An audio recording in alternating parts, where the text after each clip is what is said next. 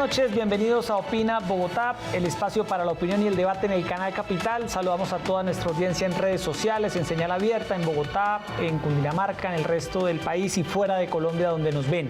El próximo martes 17 de abril se define la suerte de una consulta anticorrupción que recogió ya 3.100.000 firmas, un récord en cuanto a apoyo ciudadano, y está pendiente del visto bueno del Congreso de la República para que, si tiene el visto bueno del Legislativo, llegue en los próximos 3 meses a las urnas y los colombianos se pronuncien sobre una consulta. Acá tenemos cómo sería la papeleta que establece Erika Fontalvo 7 puntos.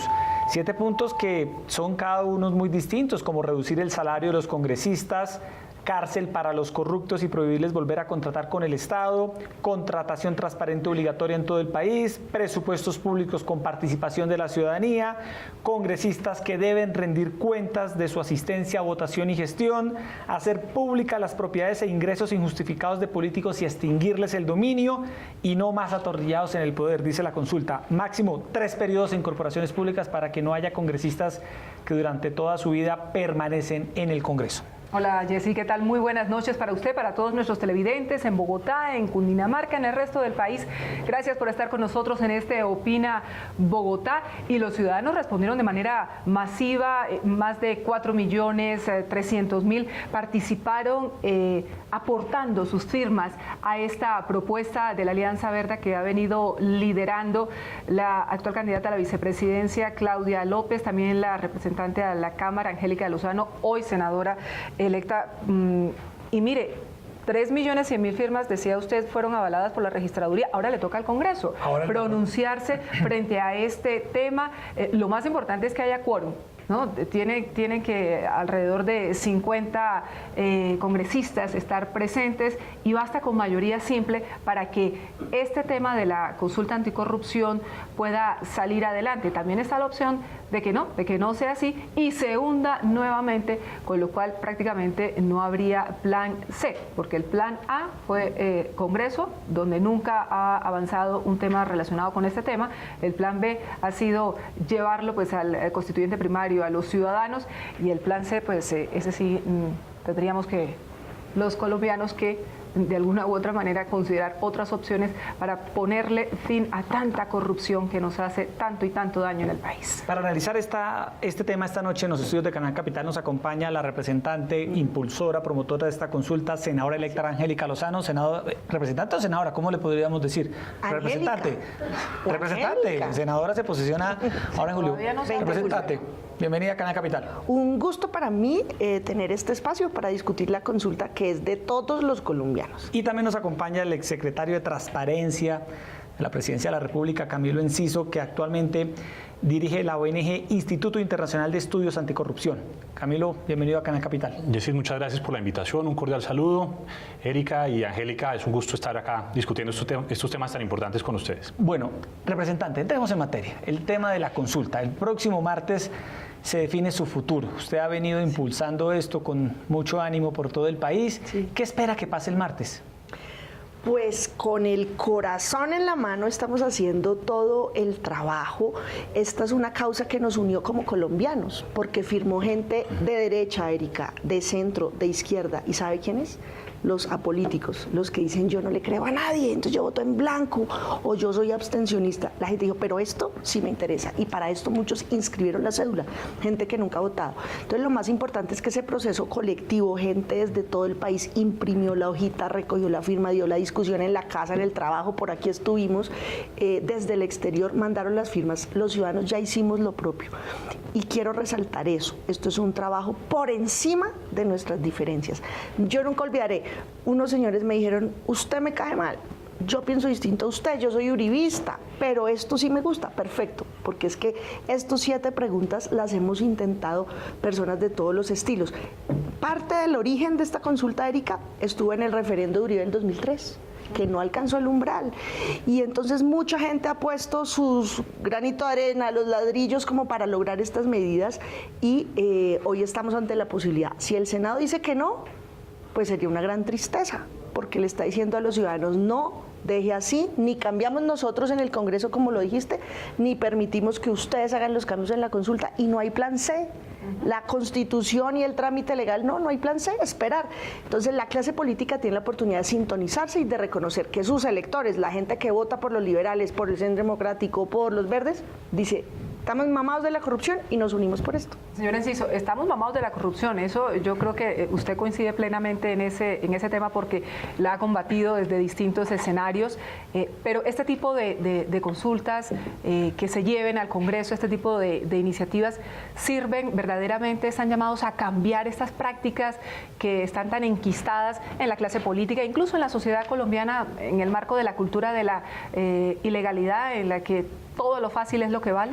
Yo quiero empezar llamando la atención, Erika, sobre un aspecto fundamental de la consulta. Y es que la consulta en esta oportunidad le brinda una oportunidad de oro al país por estrenar uno de los mecanismos de participación ciudadana más interesantes, que es la consulta popular. Realmente yo apoyo el proceso en la medida que invitemos a la ciudadanía a participar y a participar responsablemente, porque yo de todos modos soy crítico frente a varios de los puntos de la consulta, como seguramente voy a estar compartiendo a lo largo de esta conversación. Pero eso no quiere decir que la gente no tenga la responsabilidad y el deber cívico de hacer la tarea de estudiar cada uno de los puntos, de tomar su decisión propia sobre si cada uno de los elementos que se le están preguntando son convenientes o no para el país, si realmente contribuyen a la lucha contra la corrupción. Entonces ahí me quiero quedar con eso, en que los colombianos tenemos una oportunidad de utilizar un mecanismo de participación ciudadana que se reguló de una manera diferente recientemente a través de la nueva ley estatutaria de participación ciudadana, y en esa medida creo que todo el ejercicio es extraordinariamente valioso. Sin embargo, creo que el diablo está en los detalles, y ahí sí, robándome la frase de Alejandro Gaviria, alguien tiene que llevar la contraria. Y yo creo que la consulta de todos modos tiene varias debilidades que es importante advertirle a la ciudadanía. También tiene varias ventajas y le da valor agregado a la lucha contra la corrupción en varios aspectos que seguramente podremos conversar a lo largo de esta sesión. Erika, le propongo algo. Son 7 puntos que son puntuales. Vamos uno por uno y vamos mirando por qué se propone esto, por qué la representante lo apoya, y de pronto si lo apoya Camilo, pues ahí está su voto a favor, y si tiene reparo, pues lo escuchamos, y yo creo que así vamos organizando esta discusión. El primer punto dice... ¿Me dejas un momentico? Sí. ¿Qué es lo que se va a votar el martes? El Senado no tiene que decir si el 1, no el 3, bueno el 5, no. El Senado solo tiene que dar, según la ley, un concepto de conveniencia. Le conviene al país que se realice esta consulta, es decir, que en las urnas la gente decida sí o no. Eso es lo que le toca decir. Exacto. Bueno, No, pero espere, ¿y cómo están las fuerzas? Porque usted está ahí metida todo el tiempo en el Congreso. ¿Qué le han dicho? ¿Quién está de acuerdo? ¿Quién no? Hay algunos partidos que ya han fijado posición. Por ejemplo, el Centro Democrático ha dicho, no le jalamos. No, el centro no ha dicho eso. José Obdulio Gaviria dijo que... José Obdulio dice que no lo haría. Por bronca con Claudio. Y resulta que eso no es lo que va a ir a las urnas. Lo que va a ir a las urnas es otro tema. Paloma Valencia es la primera de este cuatrienio, porque ambas fuimos nuevas, en promover, por ejemplo, el punto 4, que es el corazón de la consulta antimermelada. Fue coautor de ese proyecto Iván Duque, con nosotros, con Velasco, con gente de varios partidos. Álvaro Uribe me lo dijo a mí, me gustan casi todos, me dijo, tengo que decidir porque de pronto en la etapa electoral, y lo que yo les he dicho es, podemos dejar esto para después de elecciones, pero que no se nos olvide que esta es una causa común por encima de nuestras diferencias. Entonces ahí vamos, unos dicen que sí, otros que bueno, no. Empecemos el martes se destapan. con los puntos que se llegarían, si así lo decide el Senado, a votar por parte de los ciudadanos, porque Exacto. es importante lo que dice la representante. Esto lo va a decidir la gente si así lo decide el Congreso. Dice el punto 1, reducir el salario de los congresistas y altos funcionarios del Estado. La propuesta es, Erika, reducirle el salario a los congresistas de 40 a 25 salarios mínimos legales mensuales. Esos son alrededor de 30 millones de pesos. Fijando un poco tope más, de ¿no? 25 salarios como la máxima remuneración mensual de los congresistas y los altos funcionarios del Estado, que están señalados en el artículo 197 de la Constitución. Entonces, empecemos con Camilo. En este caso, ¿este punto lo aprueba usted? ¿Lo objeta? Bueno, en particular este es uno de los puntos que a mí no me gusta. Y le voy a decir por qué. A mí me parece legítimo, me parece válido traer a la discusión pública si es conveniente o no reducirle el salario a los congresistas o a cualquier otro funcionario público, bien sea un magistrado, presidente, el contralor o el fiscal. Eso me parece válido dentro de una democracia y dentro de una discusión sobre la equidad, digamos, en cuanto a los salarios que se deben pagar en las instituciones, en el Estado. Sin embargo, lo que yo sí le objeto a este artículo, a esta pregunta, es que, primero, me parece que no tiene nada que ver con la lucha contra la corrupción. Y eso no solo lo digo yo, digamos, como una persona que ha estudiado este tema, hablando en estos días, por ejemplo, con Gloria María Borrero, la directora de la Corporación Excelencia en la Justicia, que es una persona que lleva décadas trabajando alrededor de este tema. Ella también me comparte su preocupación. Me dice, me parece que esta es una propuesta antitécnica, no es una propuesta que realmente contribuya a solucionar el problema de la corrupción y además puede traer muchos otros problemas. Y le doy solo un ejemplo. En Colombia tenemos un grave problema para atraer a los abogados recién graduados a trabajar en la rama judicial. Por la vía de este artículo vamos a terminar reduciéndole el salario no solo a los congresistas, y eso es importante que los colombianos lo conozcan, porque la pregunta que se hace una referencia, un reenvío al artículo 197 de la Constitución, en donde se mencionan otros funcionarios. Entonces, lo que la consulta está preguntando es si usted está de acuerdo en bajar el salario a los congresistas, a los magistrados de todas las altas cortes, al presidente, al vicepresidente, al fiscal general, al contralor, etcétera, a todos los que están nombrados en ese artículo. Y me parece que vamos a terminar generando un incentivo que no es sano, en el sentido de que mucha gente va a terminar prefiriendo, en vez de hacer la carrera en la rama judicial o en las CIAs, hacer el trampolín o el juego de la puerta giratoria. Y es, me voy a trabajar al sector privado como abogado, como litigante, me forro, me gano un montón de plata y después de que la tengo, entonces ya hago la apuesta para llegar a las altas cortes porque sé que allá no voy a ganarme tanta plata. Ahora, insisto, la discusión de si los 40 salarios o los 25 salarios son mucha plata o poquita, creo que es una discusión que debe darse en otro escenario, pero no veo cómo contribuye a la lucha contra la corrupción. Bueno, ahí está la primera pregunta. Representante Angélica, ¿por qué usted apoya esta propuesta?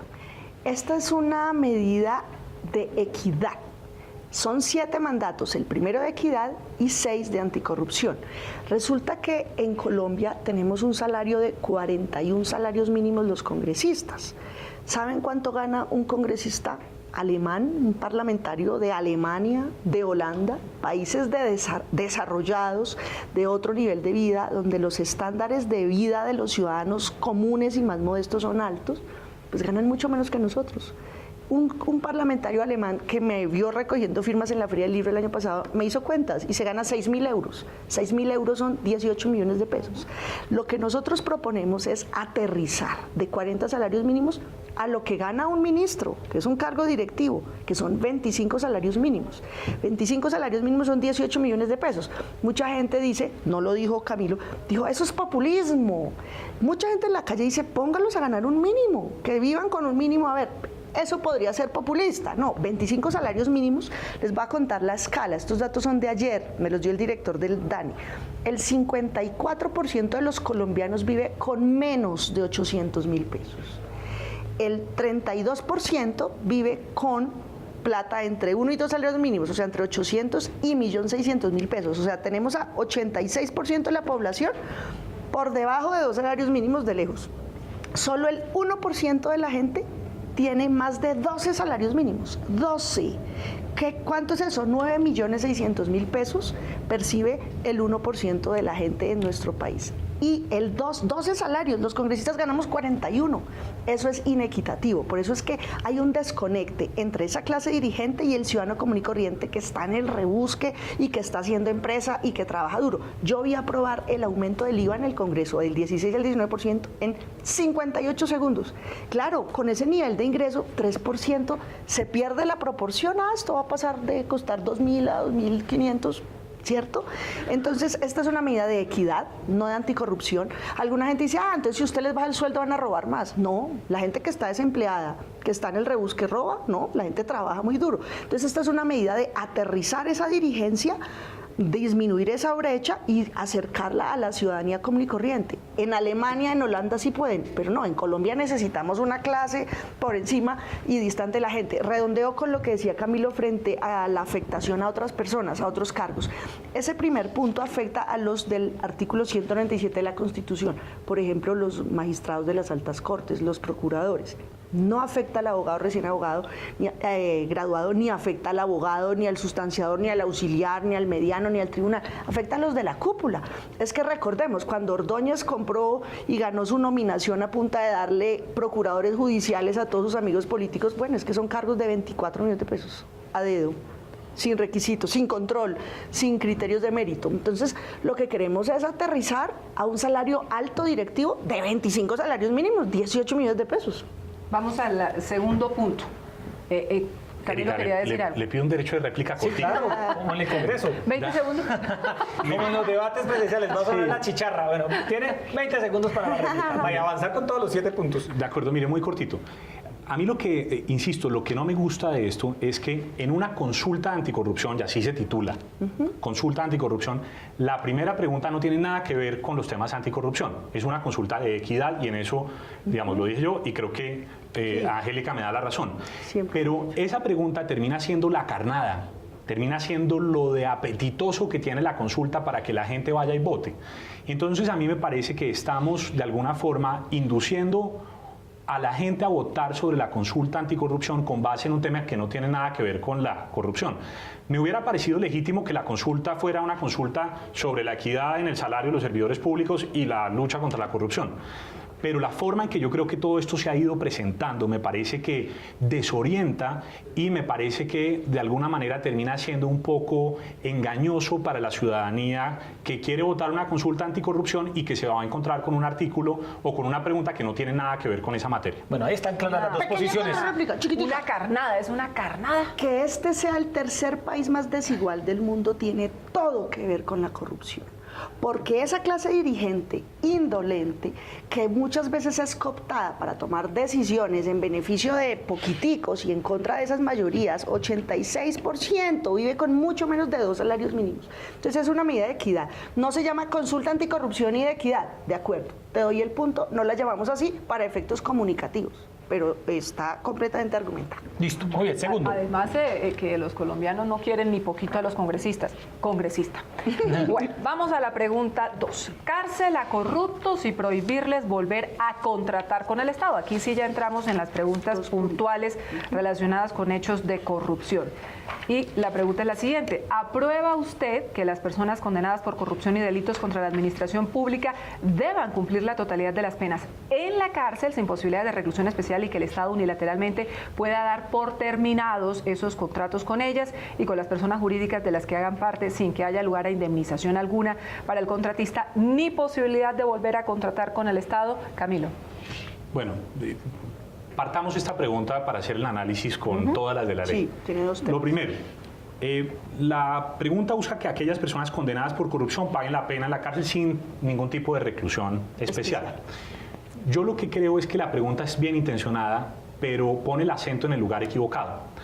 Porque el lugar en el que realmente la justicia penal en materia de lucha contra la corrupción está teniendo el gran problema es en todo lo relacionado con los principios de oportunidad, los acuerdos o preacuerdos y negociaciones y las normas que regulan la materia del allanamiento a cargos. Ahí es en donde realmente estamos teniendo el gran problema y es en donde el Estatuto Anticorrupción se quedó corto. Pero el problema es que la pregunta número 2 realmente no resuelve ese problema. La pregunta lo que le dice es que si aquellas personas condenadas por corrupción paguen la pena de cárcel sin reclusión especial, pero es que eso ya hoy en día lo dice el Estatuto Anticorrupción. Pero, insisto, se nos está quedando un vacío, digamos, estamos dejando una laguna que ya estaba en el Estatuto Anticorrupción y nuevamente la consulta anticorrupción que hubiera podido llenar ese vacío no lo está llenando. Entonces, ese es un primer problema. Hablemos de esa parte, es que la pregunta tiene 2 temas, ¿cierto? Sí, no. La cárcel a los corruptos. Es que lo otro tiene que ver con contratación.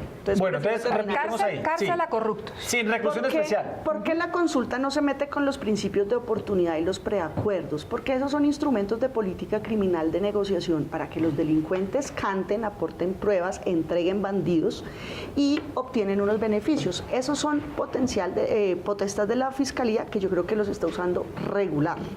¿Qué es lo que dice esto? Y le voy a dar un ejemplo. ¿Se acuerdan de Otto Bula, el primero de los excongresistas que apareció de mandadero de estos maletín y plata de Odebrecht? El señor fue congresista alguna vez, ni siquiera sé en qué año. Y por el solo hecho de haber sido congresista, hoy tiene derecho a una reclusión especial. Le doy el ejemplo. La ley 65 del 93, en su artículo 29, está vigente. Y un ampón como eso, como fue congresista, tiene derecho. ¿Qué dice ese articulito? Que las personas de elección popular y de ciertos cargos del Estado tendrán condiciones especiales de reclusión. ¿De dónde salió la semana pasada un exministro de Estado de estar preso varios años? De la base naval de Cartagena. Eso es Samuel Moreno, la en el picota. caso de Bogotá, está Samuel Moreno vive en la Escuela de Carabineros. ¿Dónde están los concejales del carrusel de la contratación? En CESPO. Esa escuela, esas instalaciones son para que nuestros militares y policías se formen y se preparen. Entonces, hoy existe, y tengo la lista de quiénes están, esto está a cargo del IMPEC, entonces es completamente distinto a los instrumentos que mencionó Camilo. ¿Y por qué la consulta no se metió con el principio de oportunidad? Porque es un tema de política criminal que no se debe someter pues a la voluntad ciudadana, porque eso tiene muchas aristas y complejidad. Listo. Avancemos, Camilo, en la segunda parte de la punto contratación con el Estado. La segunda parte es en donde se plantea que se puedan terminar los contratos sin indemnización. La verdad es que la ley 80 ya regula eso por una razón elemental, y es que bajo las reglas generales del derecho un contrato es nulo si tiene objeto o causa ilícita, y en este caso la ley 80 ha determinado que cualquier contrato que adolezca de esos vicios será considerado nulo y el Estado podrá declarar la terminación unilateral del contrato. Entonces, eso por un lado. Pero además la ley 80 también dice que podrá terminar esos contratos de esa manera sin indemnización. Entonces, esto es algo que ya existe en la ley. Luego, acá le estamos consultando a la gente algo que ya contiene la norma. Yo creo ¿Pero que... se cumple? Yo lo que creo es que... Sí, yo lo que creo es que cuando se redactó, probablemente cuando se redactaron las preguntas de la consulta, se confundió tal vez el concepto de indemnización con el de la compensación por los servicios o las obras efectivamente ejecutadas o desarrolladas, que eso es otro tema en donde hay una jurisprudencia larga del Consejo de Estado y hubiera requerido un tratamiento distinto. Pero la pregunta que se está haciendo no nos resuelve el problema de las compensaciones, únicamente atiende el problema de la indemnización, que insisto, ya tiene una solución en la ley 80 que sí permite la terminación unilateral sin indemnización. Le falta un detallito a Camilo. Y es que la misma ley 80 en el artículo 9 dice que lo puede terminar el Estado, un contrato obtenido con corrupción, siempre y cuando el contratista corrupto ceda el contrato. Firme, está bien, le cedo el contrato a fulano de tal. Y si el contratista corrupto no cede el contrato, no pasa nada, no puede el Estado ni anularlo, ni terminarlo, ni liquidarlo, ni asignarle ese contrato, esa obra, esa necesidad a que otro contratista sí lo termine y lo lleve a buen final. Entonces, el artículo 9 de la ley 80, y por fortuna ustedes mismos lo pueden revisar, habla de la cesión contractual. Sí, y le vuelvo a poner Odebrecht. El ministro de Hacienda ha estado todo encartado negociando con Odebrecht, porque tras del hecho se le sale a deber. Hay que pagarle lo que esté en juego, digamos, de la obra todavía, pero además tiene que ceder. De modo que ese es el pequeño detalle que Camilo no comenta y que busca esta pregunta solucionar. Bueno, ahí nos va a tocar como los candidatos presidenciales, porque si no, no vamos a tener los 7 puntos. Bueno, pero una moción de verdad, 30 segundos. Una moción, 20, mire. Yo creo que Angélica realmente se equivoca, y lo digo con el mayor respeto. La cesión de un contrato es completamente incompatible con la idea de la nulidad. La nulidad de un contrato que tiene objeto y causa lícita es absoluta. El contrato no se puede ceder. Por lo tanto, la ley 80 no dice eso. Eso no es cierto. Cuando hay nulidad absoluta por objeto o causa ilícita, el contrato se puede terminar unilateralmente. ¿La nulidad? No. Sí, se puede terminar unilateralmente por causa de la nulidad. Esa es una discusión jurídica. Pero tiene que cederlo, es decir, con la voluntad expresa del contratista comprobadamente corrupto. Pero, insisto, es que la voluntad del Estado en esto es, o más bien el Estado en esto, el derecho le ha reconocido la capacidad de tomar decisiones unilaterales en materia de contratación estatal.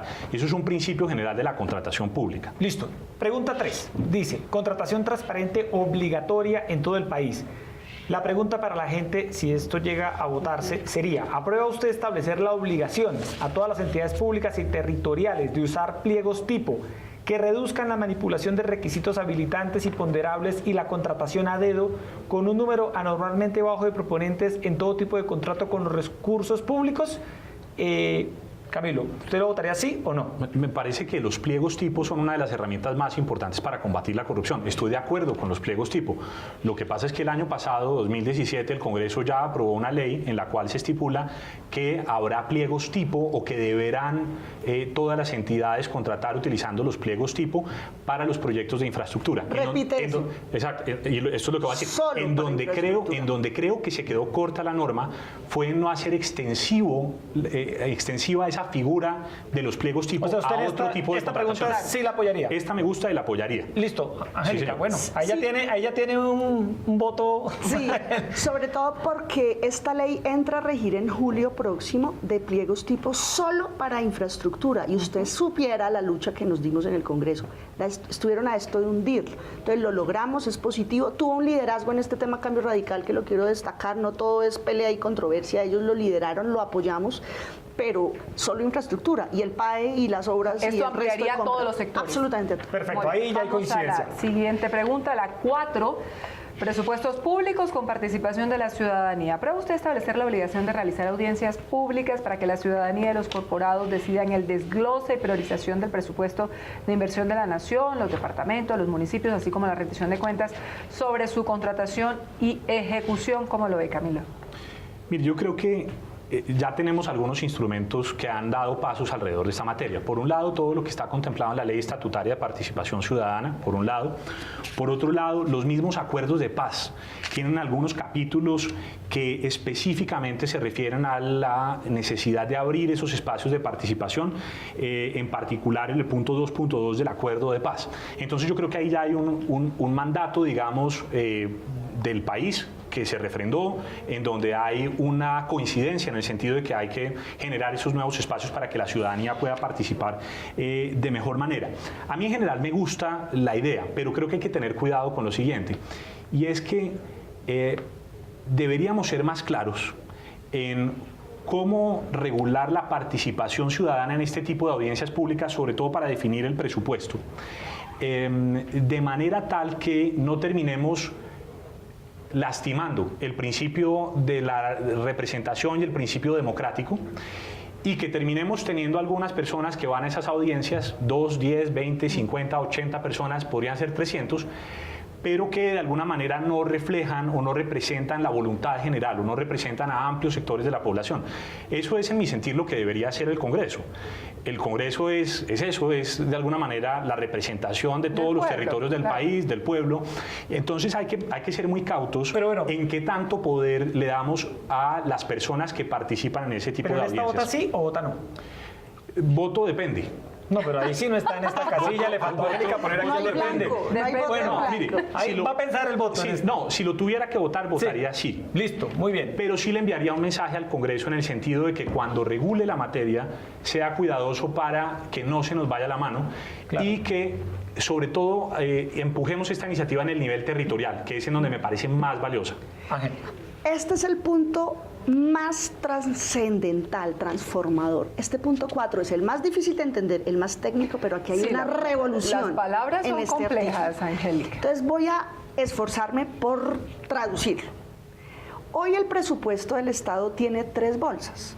Uno, el presupuesto nacional que se transfiere a los municipios. Eso funciona bastante bien porque tiene destinación específica, reglas y controles, que es lo que va para salud, educación, saneamiento básico. No digo los problemas de salud y no los desconozco, sino lo que se le transfiere directamente.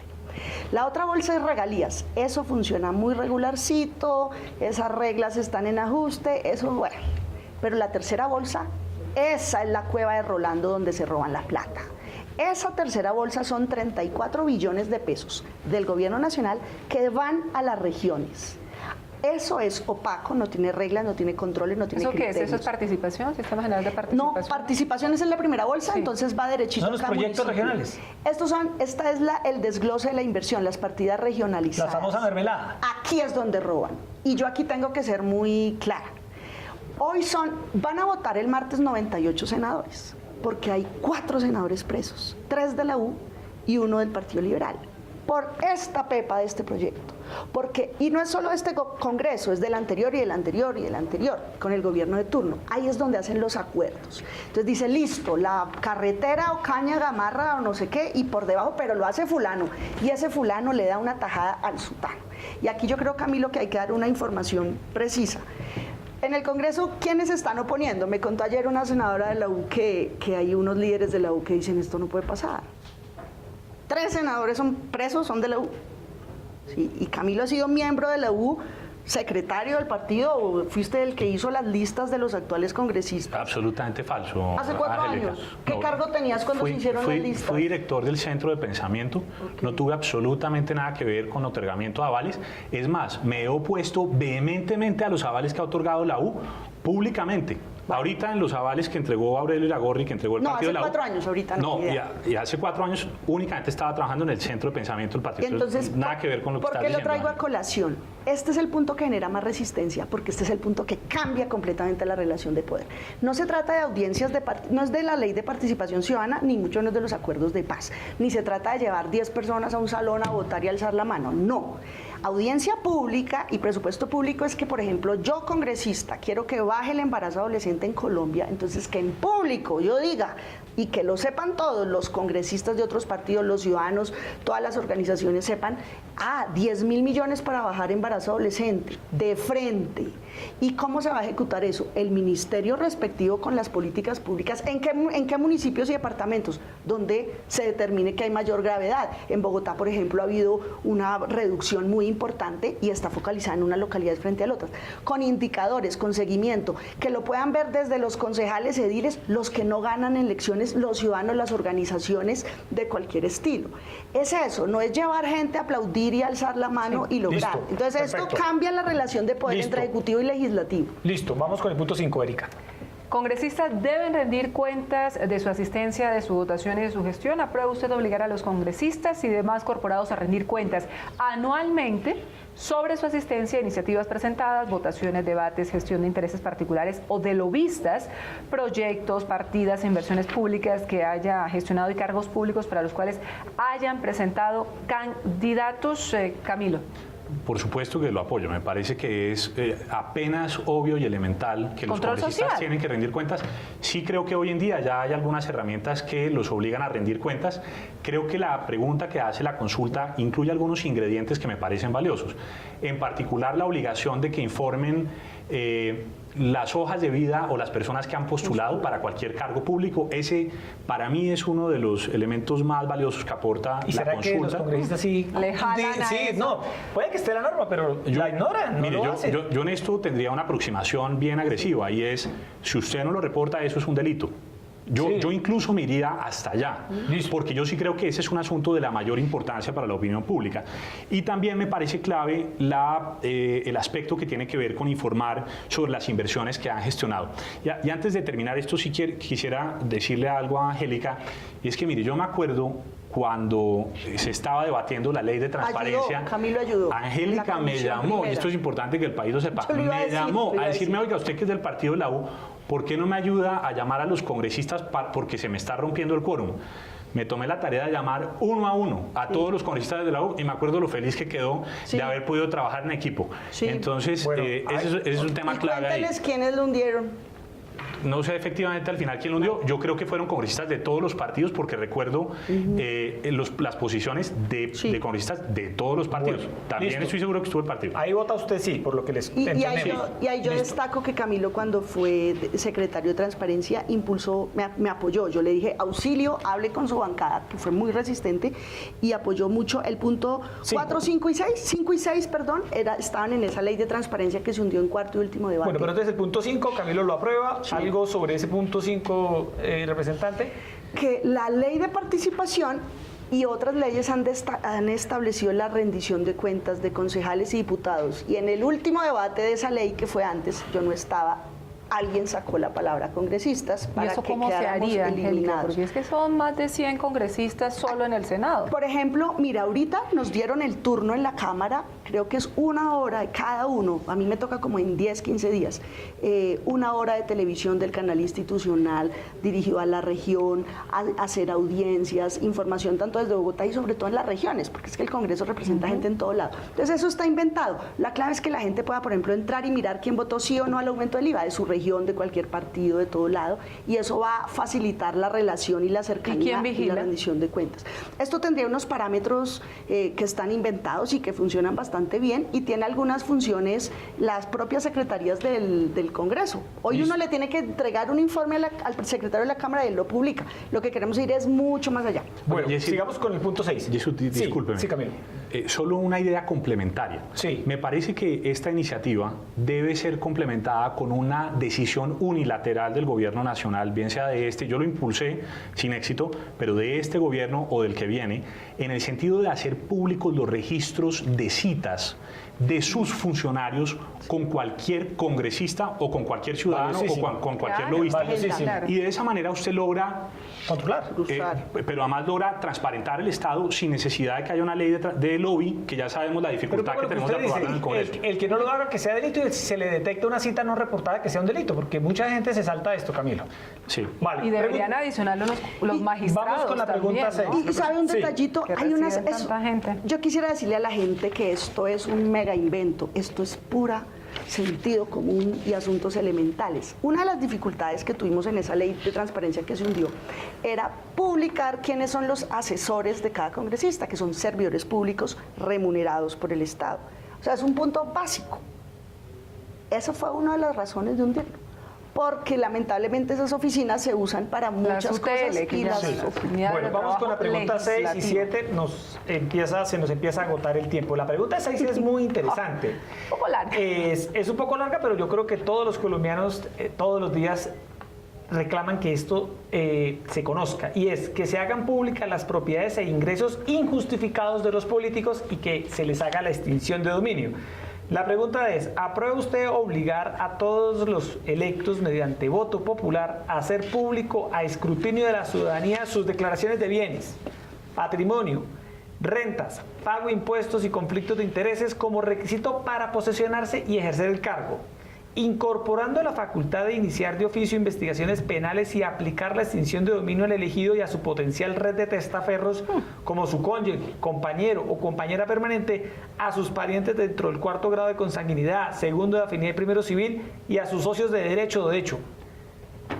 Camilo, esto es directo a la pepa de la corrupción en ¿Vota sí Colombia. o no? La apoyo completamente, voto sí, pero sí quisiera decir que lamento que la pregunta no sea más amplia en el sentido siguiente. No, pero está- y es que únicamente... Es que no cabe. no. La pregunta podría ser más amplia, pero más corta. Ok. Lo que quiero decir es que la pregunta únicamente abarca a las personas que han sido electas y deja por fuera a los ministros, a los magistrados, a, digamos, Es lo que... increíble que eso no exista, Camilo. Claro, eso es increíble. Mire, países como países como Bolivia o como Argentina tienen un régimen general de publicidad plena de las declaraciones de bienes y rentas y conflictos de interés de los funcionarios públicos de alto nivel, de los altos dignatarios del Aquí Estado. es noticia cuando alguien dice, yo voy a publicar mi declaración de renta. Debería ser una obligación. Eso sí, es lo mínimo que un servidor público debería hacer, someterse al escrutinio. Pero eso que dice pero Camilo nos quedamos corticos es importante en el lastimosamente. sentido de haber también incluido a los que Lo no saben. reconozco. Para Tiene la razón, próxima. lo reconozco. ¿Ya no se puede modificar esa pregunta? No, no se le puede ni quitar. ¿Quién la ni escribió? poner. Esa pregunta, ese pedacito largo al final, Antonio Navarro.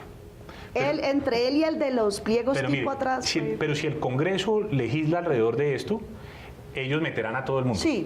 Porque no van a ser los únicos que se van a Sobre someter este al punto, escrutinio, ellos lo van a representante. ampliar. Si logramos este mandato ciudadano en las urnas para los votos electos por voto popular, que eso es desde edil hasta presidente, necesariamente hay un efecto virtuoso de jalarse otros servidores. Son 3 cosas. Y aquí los críticos de la consulta dicen eso ya existe. ¿Qué es lo que sí existe hoy y desde los años 90? Un formulario que uno llena cuando entra a un cargo y cuando sale de él, donde dice carro, marca, placa, año, apartamento, cuánto vale, deuda, cuánto deben la tarjeta de crédito en un crédito, si tiene En el caso de los servidores públicos. servidores públicos. Ese formato ya existe. ¿Qué es lo que propone la consulta? Que sea público, en línea, porque hoy está secreto, confidencial, reservado, bajo llave. Hoy un ciudadano no lo puede ver, todo lo hemos llenado. Entonces la propuesta es que sea público y que además sea pública la declaración de renta. Decía Vargas Lleras, eso existe desde los años 90 y yo lo hice. Sí, existe, pero está en un cajón bajo llave. Lo que nosotros queremos es que esté en línea. Lo que cuenta Camilo, en Argentina hay un periódico que creo que se llama La Nación. Publica en línea lanación.com es casi como El Tiempo, como El Espectador. Entonces hagan de cuenta, hay un convenio y entonces usted entra a lanación.com y puede ver el año del carro gris, plateado, la placa. Puede ver la marca de las motos de Cristina Fernández de Kirchner. Puede ver cuánto vale Así de sencillo. la acción del club. Todo. Entonces, este punto busca que el formato que hoy existe y es secreto sea público, que la declaración de renta, que solo la publica quien quiere, por eso es que es noticia, sea pública. Ah, y coincide, ¿cómo es que coincide si tiene el pago de impuestos con los bienes? Y por último, los conflictos de interés. Eso ya existe, Claro. Todos los tenemos que llenar en un cuadernito a mano, pero mucha gente no lo llena, a pesar de que es obligatorio. Nosotros queremos que las 3 piezas sean públicas y queden a disposición de los ciudadanos. Bueno, nos quedan ya Vamos 3 a la- minutos para la última pregunta. A la pregunta número 7, que se titula última. No más atornillados en el poder, máximo 3 periodos en corporaciones públicas. ¿Aprueba usted establecer un límite de máximo 3 periodos para ser elegido y ejercer en una misma corporación de elección popular, como el Senado de la República, Cámara de Representantes, Asambleas Departamentales, Consejos Municipales y Juntas Administradoras Locales? En otras palabras, no quedarse a vivir en el Congreso, Camilo, como algunos de nuestros congresistas, por ejemplo, el congresista del Atlántico, Roberto Gerlain. Me parece que esta iniciativa ayuda a oxigenar la democracia, ayuda a oxigenar las corporaciones públicas. A mí me gusta la idea. Me parece, sin embargo, que estamos dejando de lado el gran debate que tiene que darse en Colombia, que es la reforma integral al sistema político y la reforma electoral. Yo creo que mientras en Colombia no tengamos un sistema político serio, un sistema electoral serio, con listas cerradas, con partidos políticos sí.